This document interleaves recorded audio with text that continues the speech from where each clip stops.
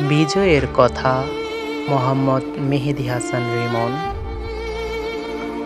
বিজয় মানে স্বাধীনতা, বিজয় মানে উল্লাস, বিজয় মানে শত্রুর বুকে গুলিবিদ্ধ লাশ। বিজয় মানে বাঁচার দাবি মুক্ত পাখির মতো, বিজয় মানে বীর আমি করব না মাথা নত। বিজয় মানে প্রতিবাদ বন্ধ হোক দুর্নীতি, বিজয় মানে জালেমদের মনে শুরু হোক ভয়ভীতি।